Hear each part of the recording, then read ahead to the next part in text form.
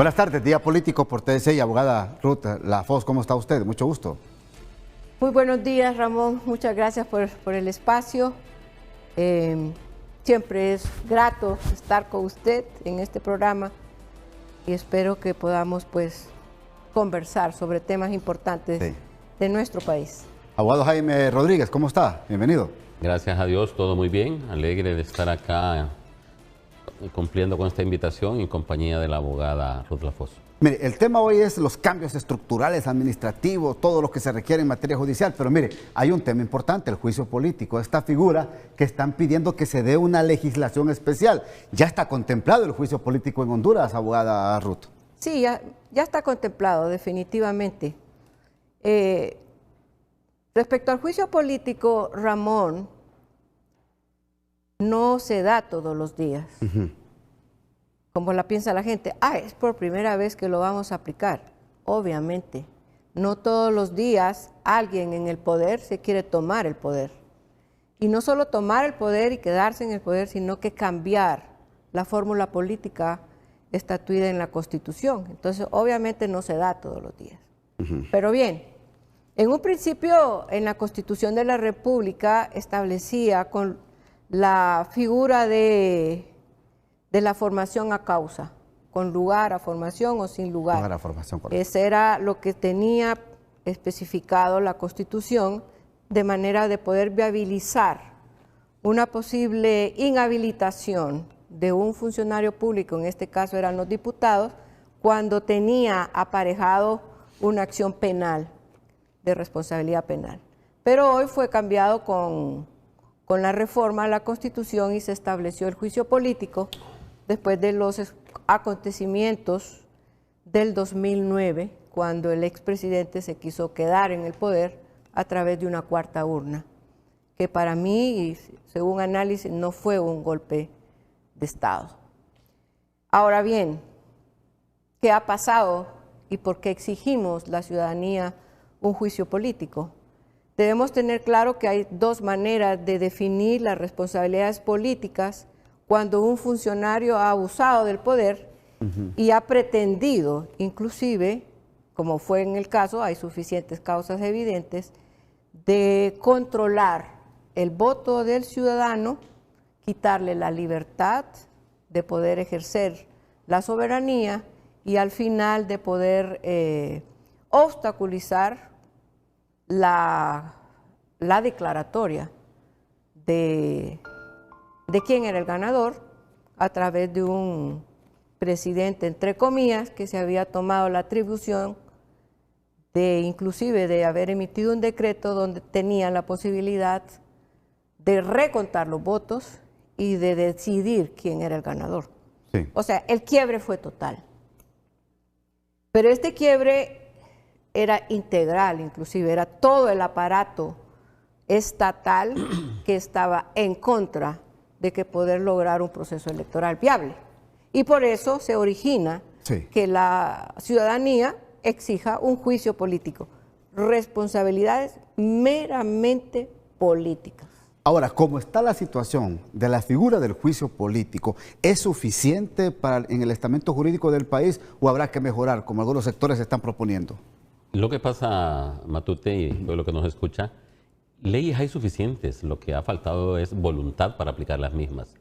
Hay un ambiente perfecto e idóneo e inmejorable para que las actuales autoridades políticas, y hablemos básicamente del Congreso Nacional, procedan con lo que es un imperativo impostergable. Creo que el pueblo hondureño tiene bien claro los excesos, los abusos que hubo tanto en las primarias como en las elecciones generales. Porque lastimosamente el tema de las elecciones primarias o internas se fue quedando en el olvido para gran parte de la ciudadanía, pero fue un desastre. Un desastre que entre las primarias y las generales, cerca de 5.000 millones de lempiras. El actual problema que se está viendo es que los políticos, en la medida que pasa el tiempo, van llegando a acuerdos, a componendas, que eso no le beneficia nada al pueblo hondureño. Y ojo, el pueblo hondureño a través de las redes sociales, de los medios de comunicación, está muy al pendiente.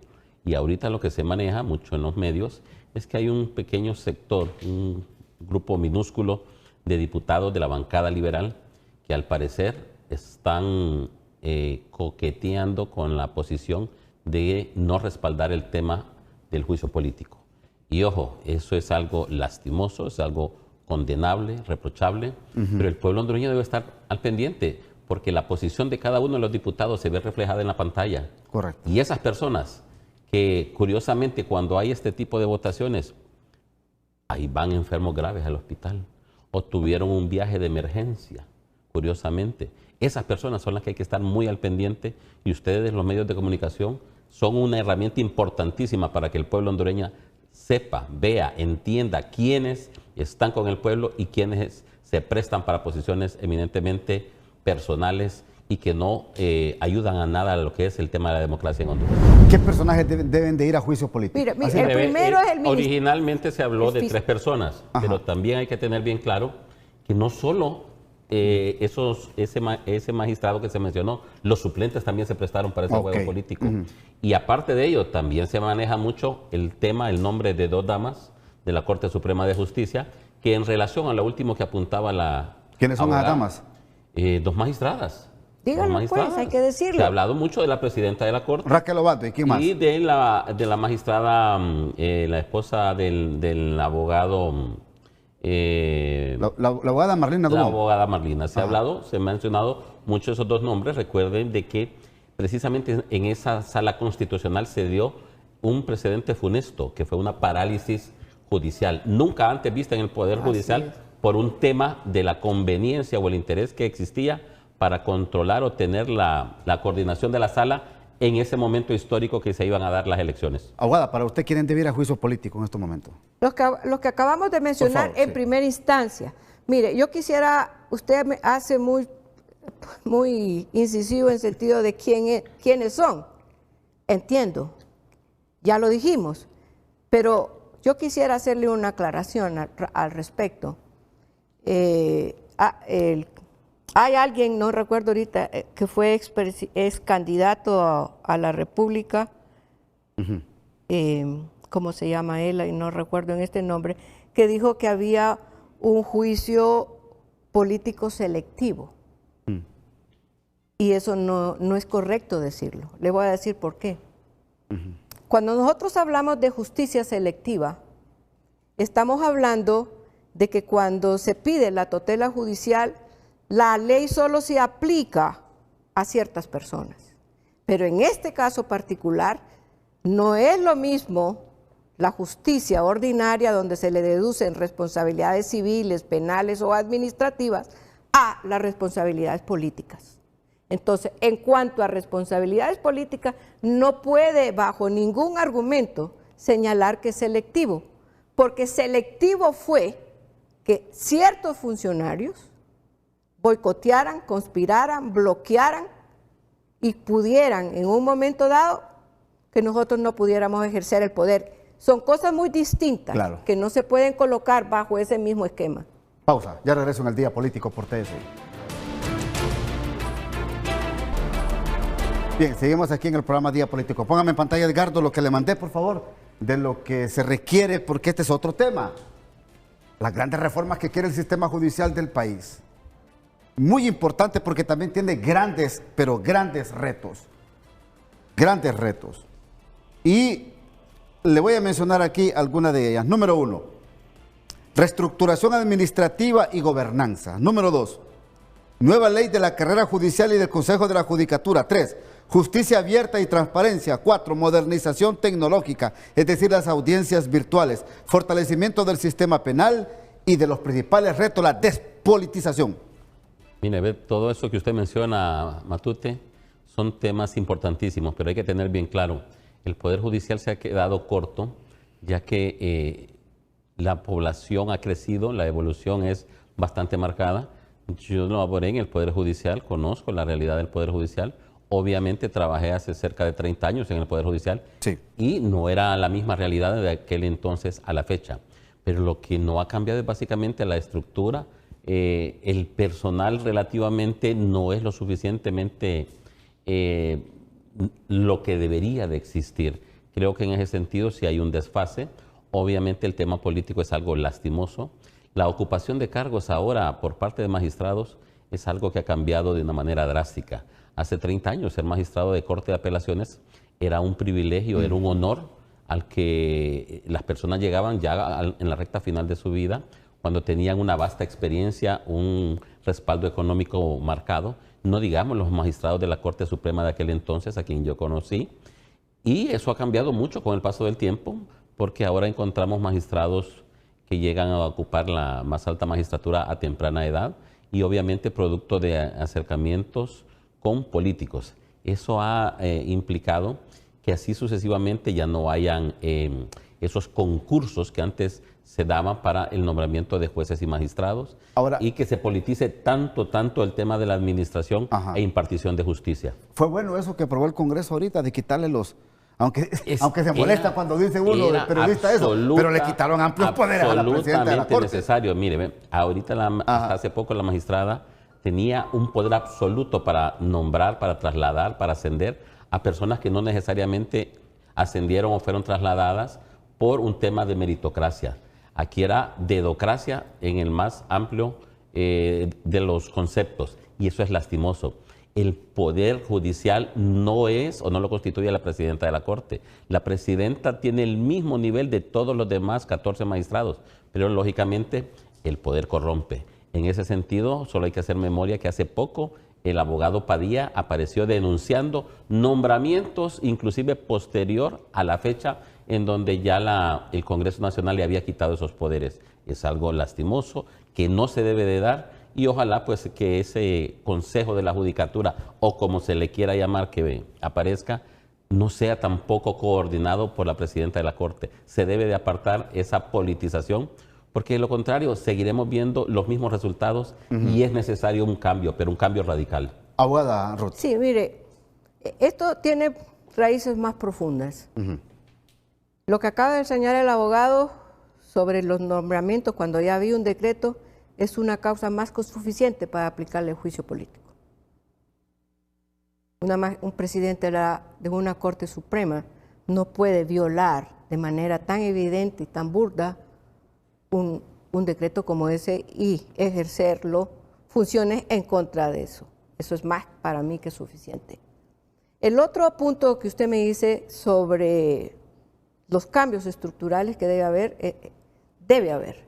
Mire, nuestra democracia en Honduras, el primer origen de un círculo vicioso resulta de la ley electoral.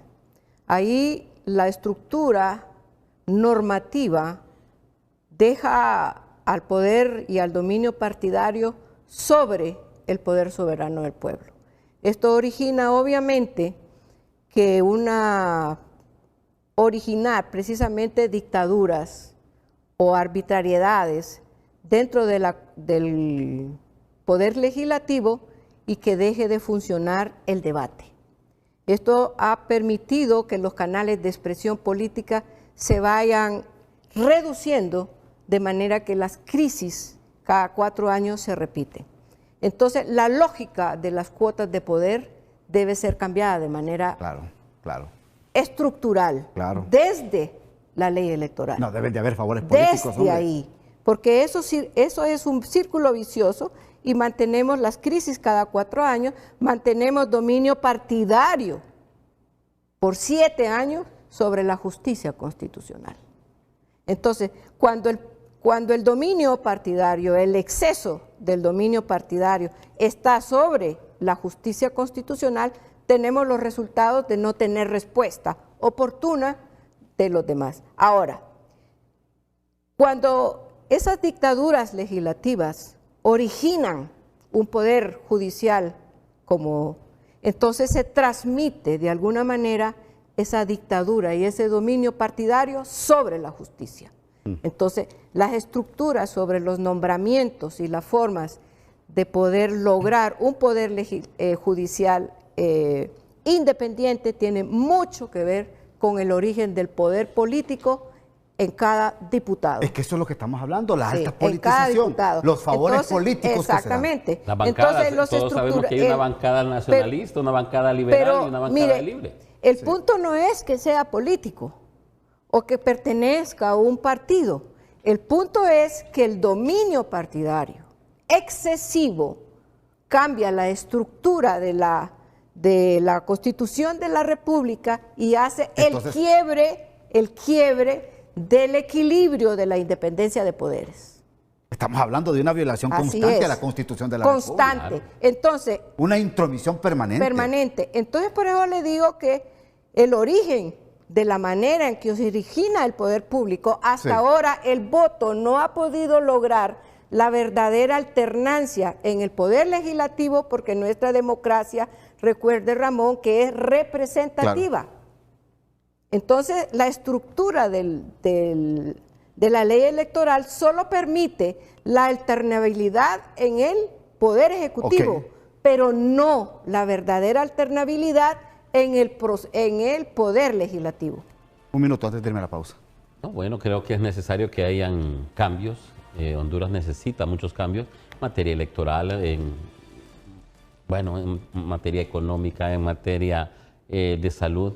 Pero lo que nos interesa ahorita como abogados, créanme que es que entre en vigencia una ley que ponga frenos a lo que ha sido la intromisión del sector político en los nombramientos de jueces y magistrados. No podemos seguir siendo objeto o víctimas de personas que imparten justicia y que no están capacitadas. Mire, yo también así sueño, abogado.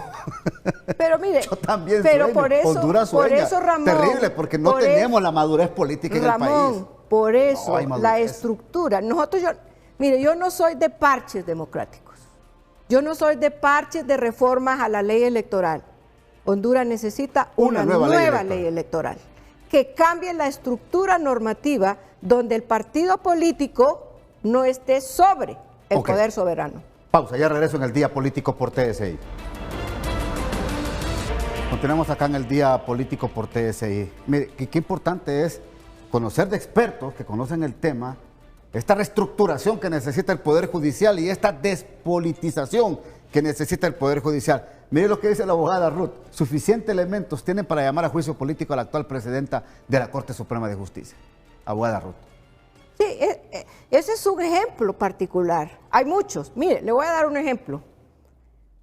Mire, en justicia, de manera general, civil, administrativa, inclusive la constitucional, que es la que protege, es el guardián de esto. Pero si ese guardián no funciona, ¿en qué quedamos? ¿Qué derechos fundamentales podrían ser tutelados por el Poder Judicial si esto no funciona? Si esto no es protegido. Entonces, toda la estructura, toda la lógica de la fórmula política estatuida en nuestra Constitución, en sus 4 primeros artículos, es más que absurdo. Mire, es más que absurdo. Entonces, sí. Mire, los diputados tienen hoy una responsabilidad histórica.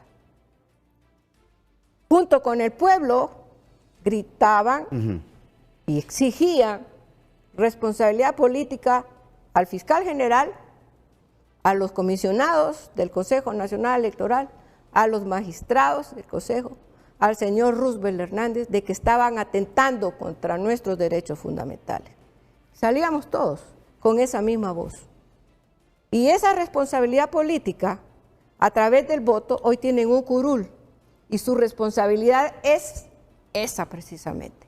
Porque sin juicio político, Ramón, la democracia sigue sobreviviendo.